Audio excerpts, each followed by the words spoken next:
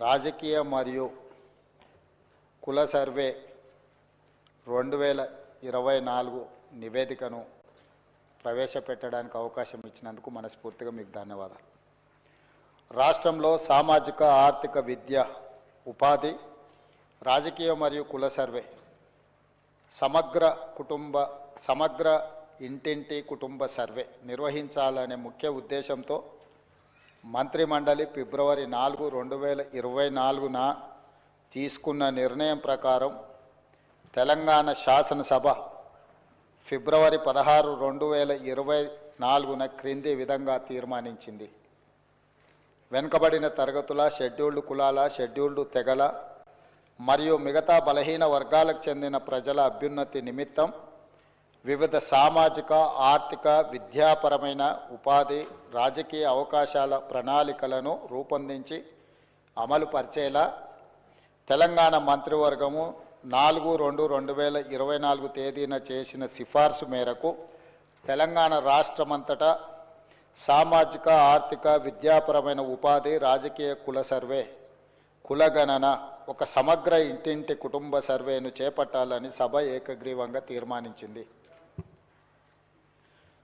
ప్రభుత్వం జాగ్రత్తగా పరిశీలించిన తర్వాత రాష్ట్రంలోని వెనుకబడిన తరగతులు, షెడ్యూల్డ్ కులాలు, షెడ్యూల్డ్ తరగతుల ప్రజలు, రాష్ట్రంలోని ఇతర బలహీన వర్గాల స్థితిగతులను మెరుగుపరచడానికి వివిధ సామాజిక, ఆర్థిక, విద్యాపరమైన, ఉపాధి, రాజకీయ అవకాశాల కోసం ప్రణాళికను రూపొందించి అమలుపరచడం కోసం తెలంగాణ రాష్ట్రమంతటా సామాజిక, ఆర్థిక, విద్యా, ఉపాధి, రాజకీయ మరియు కుల సర్వే చేపట్టడం కోసం 10/10/2024 తేదీన GOMS నంబర్ 18ని జారీ చేసింది.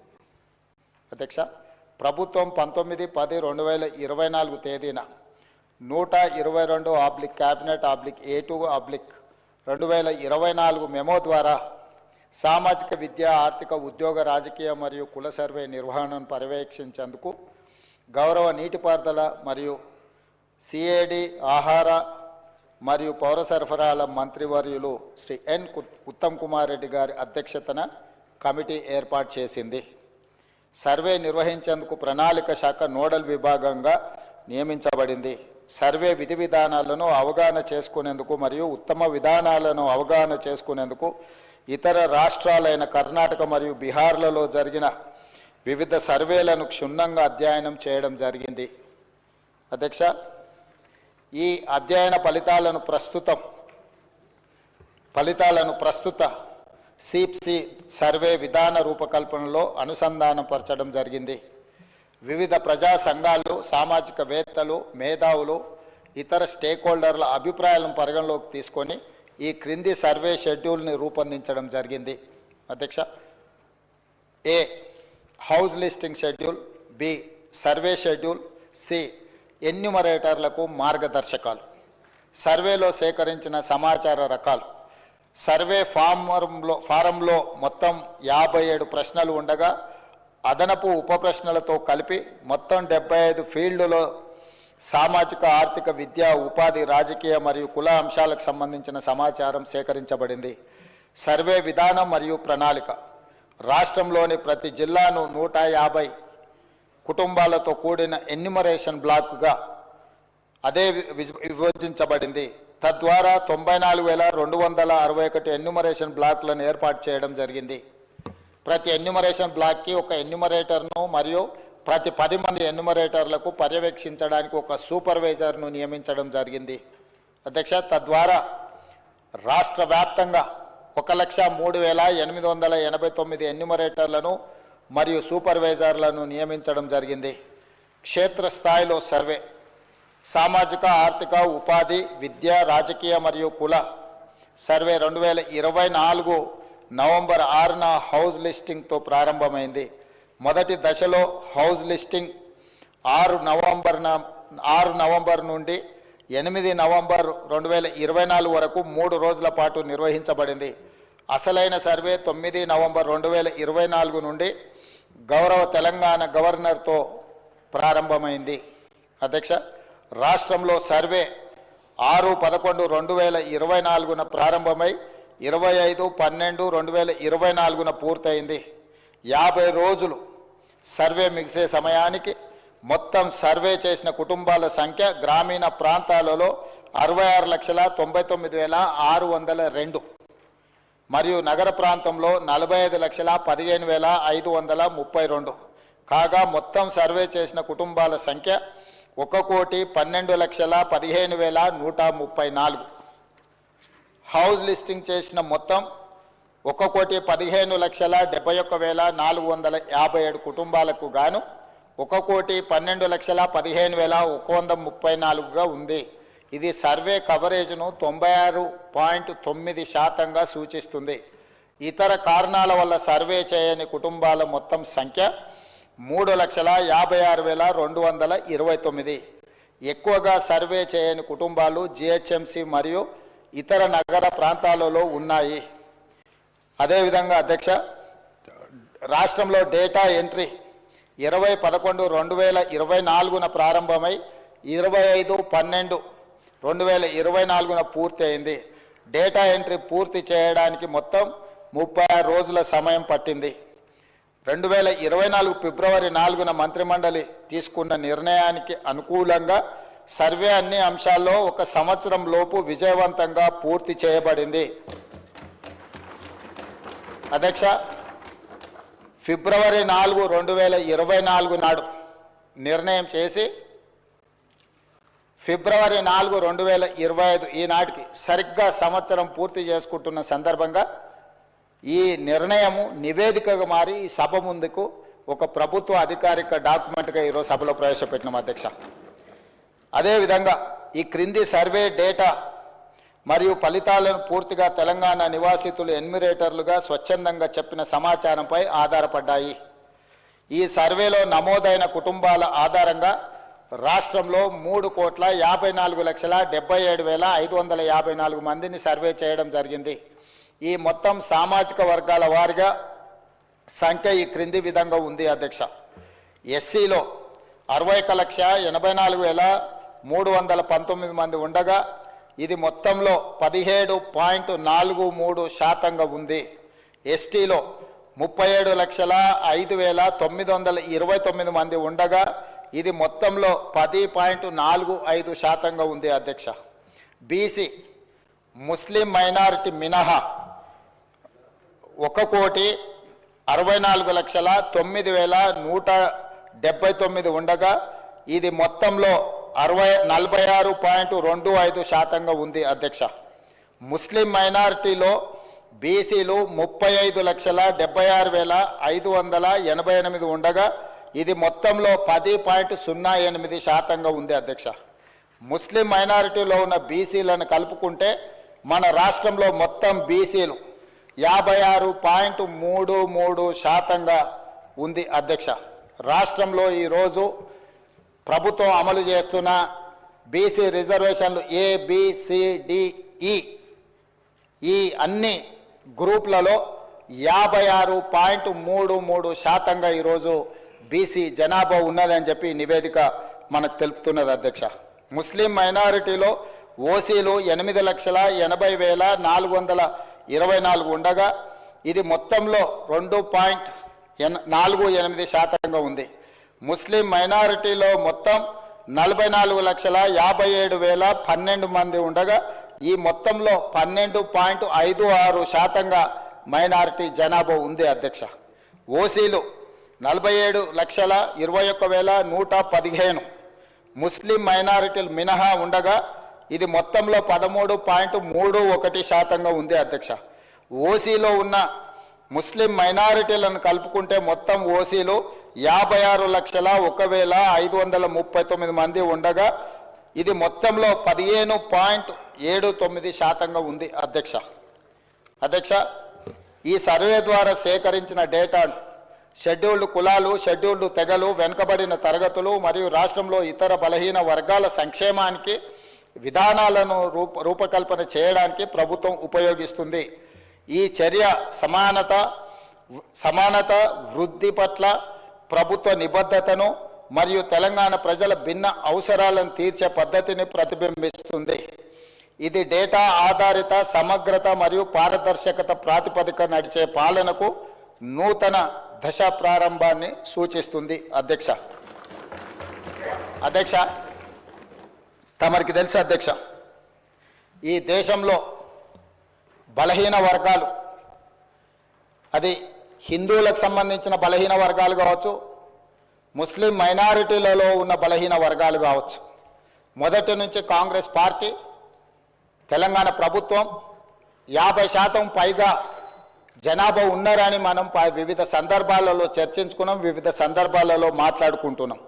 కానీ ఈ లెక్కలకు సహేతుకత కానీ, ఒక పారదర్శకమైన ప్రభుత్వ పాలసీ డాక్యుమెంట్ కానీ, లేకపోతే ప్రభుత్వం ఒక క్రమ పద్ధతిలో సేకరించిన సమాచారం కానీ లేకపోవడం వల్ల ఎవరికి వాళ్ళు ఏదో ఒక నెంబర్తో ఏదో ఒక చర్చల ద్వారా చర్చించుకున్నప్పుడు స్థానిక సంస్థల రిజర్వేషన్ల విషయంలో కావచ్చు, విద్యా ఉద్యోగ రిజర్వేషన్లు కావచ్చు, అమలు చేయాలన్నప్పుడల్లా కూడా న్యాయస్థానాలలో మనకు కొంత ఇబ్బందికరమైన పరిస్థితులు ఉన్నాయి అధ్యక్ష. ఈ బలహీన వర్గాల జనాభా లెక్కలకు సంబంధించి ఒకవేళ మనం ఆలోచన చేసి ఈ సభలో మాట్లాడుకోవాల్సి వస్తే, ఈ దేశాన్ని బ్రిటిషర్స్ పరిపాలించినప్పుడు 1931లో కులగణన జరిగింది తప్ప, ఆ తర్వాత స్వతంత్ర భారతదేశంలో 75 సంవత్సరాలు పూర్తి చేసుకున్న సందర్భంలో ఎన్నిసార్లు జనాభా లెక్కలేసినా 2001 జనాభా లెక్కలు కావచ్చు, 2011 జనాభా లెక్కలు కావచ్చు, లేకపోతే 91 జనాభా లెక్కలు కావచ్చు, లేకపోతే వెనక్కి వెళ్తే 81 జనాభా లెక్కలు కావచ్చు, ఇట్లా ప్రతి 10 సంవత్సరాలకు ఈ దేశంలో లెక్కిస్తున్న జనాభాలో ఎస్సీ ఎస్టీల వివరాలు మాత్రమే పొందపరిచారు తప్ప బలహీన వర్గాలకు సంబంధించిన ఇతర కులాలు ఉపకులాలకు సంబంధించిన వివరాలను ఏ రోజు కూడా పొందుపరచకపోవడం వల్ల 75 సంవత్సరాలు పూర్తి చేసుకున్న ఈ భారత స్వతంత్ర దేశంలో బలహీన వర్గాల యొక్క లెక్కనే లేకపోవడము, బలహీన వర్గాలకు ఒక ఆవేదనగా, ఒక బాధగా, మా హక్కులను కాలరాస్తుండ్రు, అసలు మమ్మల్ని మనుషులుగా కూడా మీరు గుర్తించడం లేదు, సమాజంలో జిత్తినే ఆబాది ఉత్తినే ఇస్సదారి అనే ఒక నినాదాన్ని నాయకుడు రాహుల్ గాంధీ గారు తీసుకోవడంతో వారు ఎన్నికల సందర్భంగా భారత్ జోడో యాత్రలో భాగంగా ఈ దేశ ప్రజలకు ఒక మాట ఇచ్చారు. కేంద్ర ప్రభుత్వాన్ని డిమాండ్ చేసిండ్రు. వారు కేంద్ర ప్రభుత్వం జనాభా లెక్కలు సేకరించినప్పుడు కులాల ప్రాతిపదికన కూడా జనాభాను సేకరించాలి, తద్వారా ప్రభుత్వం కేటాయిస్తున్న నిధుల విషయంలో కావచ్చు, నియమిస్తున్న ఉద్యోగాల విషయంలో కావచ్చు, ఆర్థిక రాజకీయ ఉపాధి ఉద్యోగ అవకాశాలలో వాళ్లకు సరైన న్యాయం చేయాలి. కాబట్టి దీన్ని ప్రభుత్వము ముందుకు తీసుకువెళ్ళాలి, ప్రభుత్వం పాటించాలి అని డిమాండ్ చేశారు. కానీ కేంద్ర ప్రభుత్వం ముందుకు రాలేదు. అయితే వారు ఆ రోజు ఈ తెలంగాణ రాష్ట్రంలో తమరికి తెలుసు, మహబూబ్ నగర్ జిల్లాలో మక్తల్ కృష్ణా నదిని దాటుతూ తెల్లవారుతుంటే రాహుల్ గాంధీ గారు తెలంగాణ రాష్ట్రంలో అడుగుపెట్టి 23 రోజులు మహారాష్ట్ర సరిహద్దుల్లో వారు మహారాష్ట్రకు వెళ్ళేటప్పుడు 23 రోజులు తెలంగాణ ప్రజలకు స్పష్టంగా చెప్పారు, తెలంగాణ రాష్ట్రంలో మా ప్రభుత్వాన్ని ఏర్పాటు చేయండి, నేను తెలంగాణ ప్రజలకు నేను మాట ఇస్తున్నా, మేము అధికారంలోకి వచ్చిన తర్వాత మా ప్రభుత్వం కులాల ప్రాతిపదికన జనాభా సేకరణ చేసి బలహీన వర్గాల లెక్క ఎంతుందో లెక్క తేల్చి వాళ్లకు రాజకీయంగా రిజర్వేషన్లు కల్పిస్తాం, ఉద్యోగ ఉపాధి రిజర్వేషన్లు కల్పించే బాధ్యత మేము తీసుకుంటాం. ఇది సమాజానికి ఎక్స్రే, ఈ ఎక్స్రే ద్వారా ఎవరు ఎంతమంది ఉన్నారో వాళ్ళకి ఎలాంటి ఆర్థిక రాజకీయ ప్రయోజనాలను చేకూర్చాలో మేము చేస్తామని వారు చెప్పారు.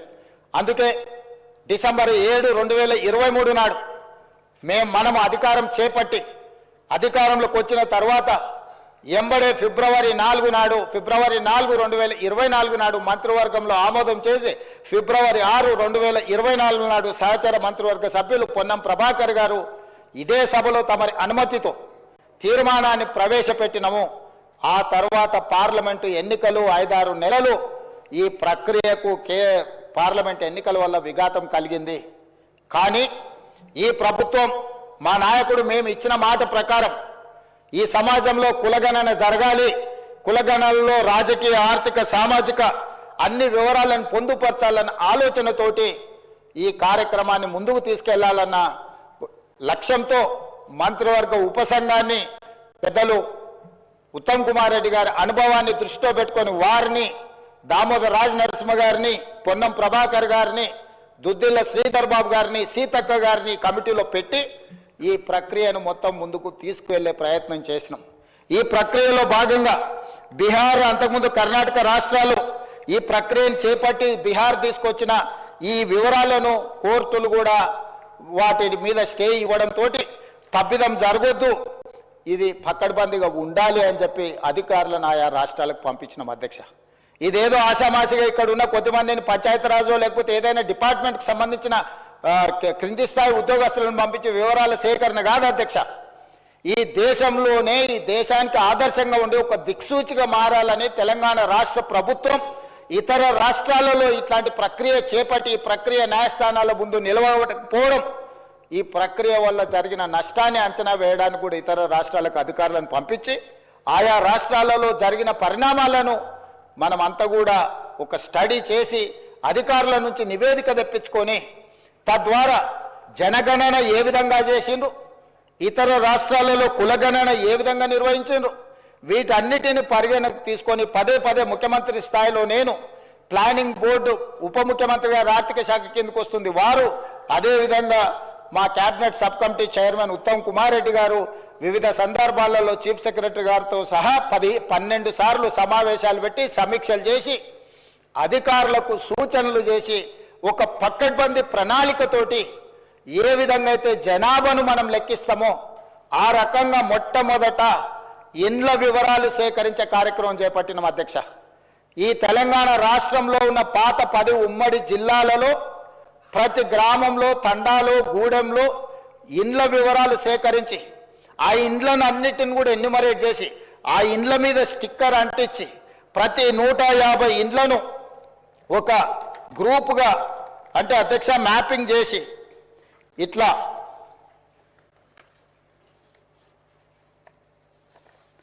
ప్రతి ఇంటిని కూడా ప్రతి ఇంటికి స్టిక్కర్ అంటించి ప్రతి 150 ఇండ్లను ఇట్లా మార్కింగ్ చేసి ఈ రకంగా 150 ఇండ్లను ఒక యూనిట్ కింద ఒక బ్లాక్ కింద గుర్తించి ప్రతి యూనిట్ని ఈరోజు నేను ఇంతకుముందు చెప్పినట్టు 94,000 పైచిలకు యూనిట్లుగా గుర్తించి వీటి ప్రతి ఏరియాకు ఒక్కొక్క ఎన్యూమరేటర్ని ఇచ్చేసి ఈ 150 ఇండ్లను రోజుకు 8 నుంచి 10 కంటే ఎక్కువ చేయకూడదు. ఎందుకంటే 10 కంటే ఎక్కువ చేస్తే వాళ్ళు తొందరపాటులో హడావిడిగా చేయాలన్న నిర్ణయంతో వాళ్ళు తప్పర్లు జరగడానికి అవకాశం ఉంటుందని చెప్పి వివిధ డిపార్ట్మెంట్లకు సంబంధించిన వాళ్ళు teachers, agriculture extension officers, anganwadi teachers, IKP ఏపీఎంలు, bill collectors and assistant bill collectors, ward officers, Indira Kranti పథకం book keepers, chairman, environment engineers, Panchayati Raj secretary, junior assistant, record assistant, typist, work inspector, ఇట్లా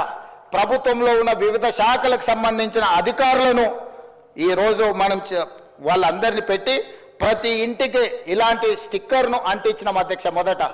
మొదటి 3 రోజులు ఈ రాష్ట్రంలో ఉన్న అన్ని గృహాల యొక్క వివరాలను సేకరించి ఆ వివరాలన్నిటిని కూడా ప్రతి ఒక్కరి ఇంటికి ఇట్లా స్టిక్కర్ అంటించి ఫస్ట్ ఇండ్లను గుర్తించడం జరిగింది అధ్యక్ష. ఆ తర్వాత ప్రతి ఇంటికి మన ఎన్యూమరేటర్లు వెళ్ళి ఇట్లాంటి అప్లికేషన్లు తీసుకెళ్ళి అధ్యక్ష ప్రతి ఒక్కరి వివరాలు వాళ్ళందరితో సేకరించి 8 పేజీలల్లా అక్కడికి వెళ్ళి వాళ్ళతో మాట్లాడి వాళ్ళు ఇచ్చిన సమాచారాన్ని తీసుకొని వాళ్ళ సంతకాన్ని కూడా కుటుంబ యజమాని పేరు, మొబైల్ నెంబర్తో సహా సంతకం వాళ్ళు తీసుకొని, ఎన్యూమరేటర్ సంతకం తీసుకొని, సూపర్వైజర్ సంతకం తీసుకొని ఈ రకంగా సమాచారాన్ని 8 పేజీలలో పూర్తి వివరాలతో కూడుకున్న వాళ్ళ పేరు, తండ్రి పేరు, వాళ్ళ కులము, వాళ్ళ ఆర్థిక స్తోమత, వాళ్ళ విద్య, గతంలో ప్రభుత్వం నుంచి ఏమైనా పథకాలలో లబ్ధి పొందినరా, గతంలో రాజకీయ పరమైన రిజర్వేషన్లు ఏమన్నా పొందినరా, ఇట్లా పూర్తి స్థాయిల వివరాలతోటి ఆ కుటుంబం యొక్క వివరాలు తీసుకున్నాం అధ్యక్ష. ఇవన్నీ మాన్యువల్గా సేకరించి 76,000 మంది డేటా ఎంట్రీ ఆపరేటర్స్ని పెట్టి ఏ ఎన్యూమరేటర్ అయితే 150 ఇండ్లకి వెళ్ళి చేసిండో అతనే డేటా ఎంట్రీ ఆపరేటర్ దగ్గర కూర్చొని ఒక్కొక్క పేజీ తీసి కంప్యూటరీకరణ చేపించి పూర్తిగా ఈ డేటానంతా కూడా 76,000 మంది డేటా ఎంట్రీ ఆపరేటర్లు 36 రోజులు కష్టపడి ఈ మొత్తం అంతా కూడా క్రోడీకరించింది అధ్యక్ష. ఈరోజు ఇంత పకడ్బందీగా ఇందులో ఉండే పని చేసే వాళ్ళకు కూడా, ఉద్యోగస్తులకు కూడా వాళ్ళకు ఒక బుక్లెట్ అధ్యక్ష. రాష్ట్ర స్థాయిలో ఎన్యూమరేటర్లకు శిక్షణ ఇచ్చినాం, ఆ తర్వాత జిల్లా స్థాయిలో సూపర్వైజ్ చేసే వాళ్ళకి శిక్షణ ఇచ్చినాం, ఆ తర్వాత మండల స్థాయిలో పనిచేసే వాళ్ళకి ఇచ్చినాం. ఆ తర్వాత ప్రతి 150 ఇండ్లకు వెళ్ళే వాళ్ళకు కూడా శిక్షణ ఇచ్చి ఎక్కడ తప్పు జరగకుండా ఎలాంటి ఇబ్బంది జరగకుండా వాళ్ళకు ఒక బుక్లెట్ ఇచ్చి ఒక మాన్యువల్ అంటే గైడ్ లైన్స్ లాగా ఒక పుస్తకం ఇచ్చి అధ్యక్ష వాళ్ళందరినీ కూడా వాళ్ళకి శిక్షణ ఇచ్చి ప్రభుత్వం పకడ్బందీగా వీళ్ళందరినీ కూడా వినియోగించుకున్నప్పుడు వాళ్ళందరికీ కూడా జీతభత్యాలు ఇచ్చినాం అధ్యక్ష. అంటే ప్రభుత్వ ఉద్యోగులైనా జీతమే కాకుండా అదనంగా పనిచేయించుకున్నందుకు కూడా వాళ్ళకు జీతభత్యాలు ఇచ్చి 160 కోట్ల రూపాయలు ఖర్చు పెట్టి ఈరోజు ఒక నిర్దిష్టమైన పకడ్బందీ సమాచారాన్ని ఈరోజు సేకరించిన అధ్యక్ష 7 దశాబ్దాలుగా పైగా ఈరోజు బలైన వర్గాలకు సంబంధించిన వాళ్ళు కావచ్చు, మైనారిటీలు కావచ్చు, మేము ఎంతమంది ఏమో మా లెక్క మాకు చెప్పండి అన్నారు అధ్యక్ష.